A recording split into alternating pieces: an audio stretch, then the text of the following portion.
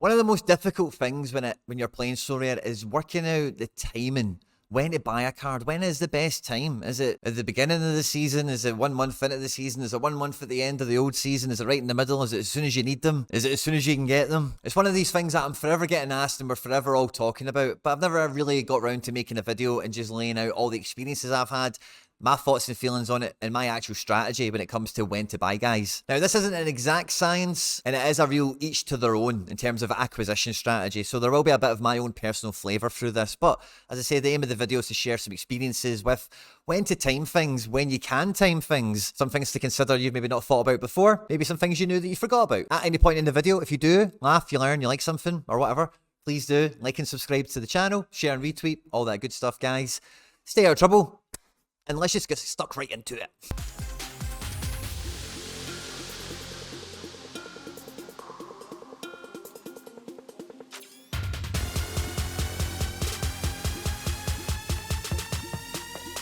Now, first of all, when you first open your account and you first get started, if you haven't done so, by the way, there's a link in the description of this video that'll get you a free card once you've bought 5 from the market.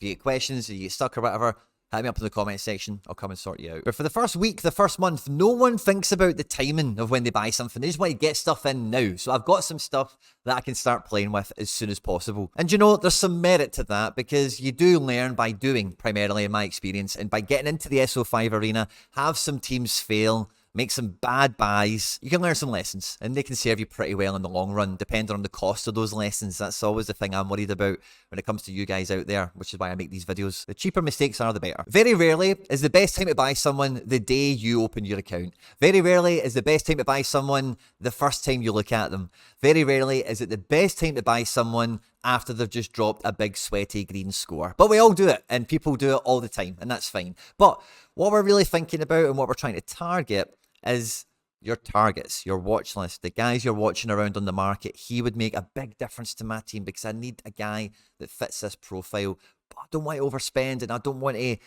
be too late to the party either. I need some utility out of him this season, next season, whatever the plans are. So I try and avoid all those things I just listed off at the beginning there is whenever I buy somebody. The first time I see them, as soon as they're out, right after a big score, of course. But sometimes I don't, because as soon as a guy becomes issued, now as soon as a card becomes available, whether it's a new season issue, maybe the guy is a rookie, it's his first season, maybe he's made a transfer from an unlicensed club into a licensed club and he gets his first ever Sorare card. There is a lot of merit and there is a lot of value in having early issues if you've got a fantastic team that a fantastic player will add to, because it becomes a really important potential differential in the leaderboards. It's particularly if it's an under 23 player, and particularly if it's a player in a region where there isn't a lot of variety on power players, big scoring cards. And that's a big reason for why you'll see a lot of early issues of a card get auctioned off at prices it will probably never ever return to, because some competitors out there in the SO5 arena really do value that early to market opportunity with a card that they can put into their team,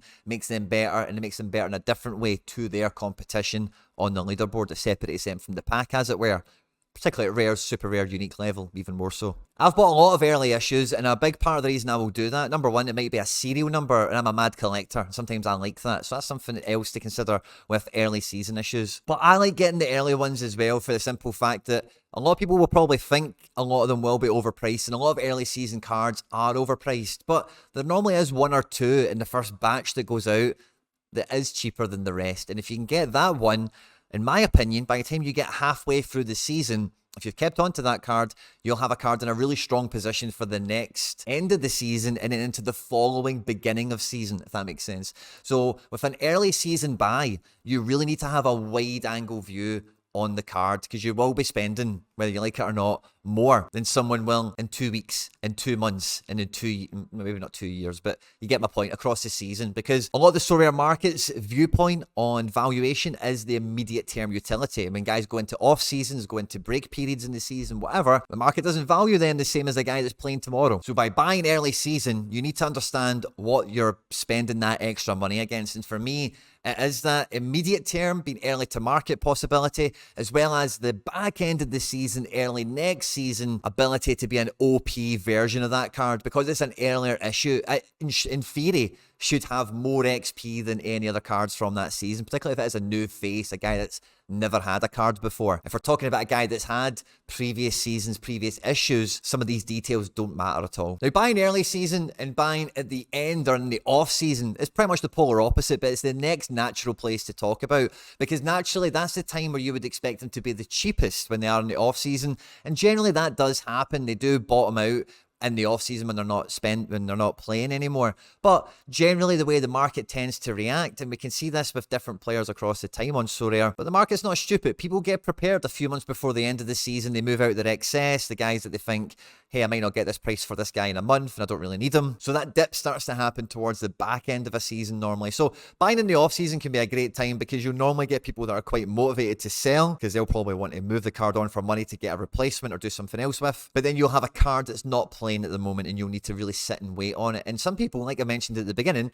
you want to buy cards as soon as you start your account. You want to get some things in. You want to learn the ropes. You want to get stuck in playing some games right away. And buying in the off-season doesn't always offer you that. There can be a lot of moving parts going on in the off-season as well. Transfers into the club, transfers going out, your guy transfers out, whatever, a replacement comes in for him, he gets benched all of a sudden. A lot of different things can happen. I personally don't really like the off-season. I don't think the discount really merits a lot of the moving pieces, a lot of the moving parts. Now, if I'm trying to be sensible and I really want a guy and I want him as soon as I possibly can, but there's no way I'm paying early season prices for him, and there's no way I'm picking him up in the off-season when I'm not getting utility for him. This is a guy I want to pick up when he's on a low price and I can get immediate term utility out of him. This is a strategy I've used 1,000 times over on Sorare. It's my favourite way of getting into a card. And it's the one I feel that you've got the least potential for a negative outcome. And that is normally a third to halfway through the season when the preseason hype has gone. Maybe another element of football is coming into its new season. And whatever league we're talking about at the moment is now not quite that flavour of the month anymore. Because my default approach is that wide angle view, like I mentioned to you with the new season issues when they came out at the very beginning of the season, that's always the lens I put through any new card that I'm going to bring into my gallery. And I view that the exact same way. So I bring it halfway through the season. But if I'm going to bring a guy in halfway through the season, or maybe at the very end of the season when there's like 10 games or less left to go, can be a great opportunity to catch a desperate seller, someone that is trying to be cute and clever and move their cards maybe a wee bit before the market does, but it gives you an immediate term window. And it get in the back end of the season when you know exactly who the manager is, what they've got to play for, what games they're going to prioritise, much less of an opportunity for midweek fixtures getting in your way in any way, shape or form. So the last 5 matches of the season for me, I do really find appealing to get into for someone I'm going to get next season. I find that a much more appealing entry point than getting somebody in the off season, for example. And depending on if it's not within my budget, I can't get them early season, then mid-season is something that I would definitely look at. But again, these players that I'll pick up mid-season, and I've kind of brought 2 points into one another here, guys, so I'm really sorry and I hope you can bear with me. But if I'm going to pick somebody up mid-season, that's always going to be somebody that I would have broke your arm for off at the beginning of the season, and I'm just having to wait until they come into budget range, you know, and I will follow those auctions. I will see when they come out. I'll check every reward winner to see if they're going to try and undercut the market or what they're going to do. And unfortunately, picking those guys up, it can be frustrating because you might not always actually need them at the point you pick them up. And unfortunately, that's had to be my acquisition strategy quite often for the last 2 years, is I just get the guy when I can, and he might not be the best guy for my gallery right now, but I'm glad I've got him, and when the time comes, I've got him locked and loaded, and I'm going to be the main beneficiary for having him in my club. Whereas guys I'll pick up end of season, last 5 games, are clearly guys that I'm thinking about for the next season ahead. Maybe I want them to transfer. Maybe I think the manager that's came into the team at the back end of the season is going to give this team a really brighter vein of form or brighter outlook in the next season to come. Because if I get a guy quite close to what I'd call bottom dot, you know, they're on a very low price you can get them in for, and if you can get a wee bit of immediate term utility, you win a wee card, you pick up a wee bit of a threshold off the back of them before they go dormant, before they go into off-season, then it kind of pays my patience. You know, I've already won a card, I've already picked up some threshold. I can leave this guy chilling on ice in training, getting his XP up, ready to rock and roll for the next season. So that's my basic overview on the kind of seasonality at play when it comes to actually buying cards and bringing them in. But as Sorare scouts and managers from around the world will know, yourself included, and like I've just mentioned, what I have to do myself, sometimes those transfers aren't perfect for what you need right now, and you're always going to be in these decision-making processes also with what is smart and what is good. Now, what is smart for your club is to get a guy that you couldn't afford for the last 3 months you can afford today. That's probably quite smart because he's been on your radar. Your interest hasn't waned on him. You've still focused in on the player. You still believe in him. You find that price to be really attractive. But maybe you've already got 5 strikers and getting a 6-1 makes no sense at all.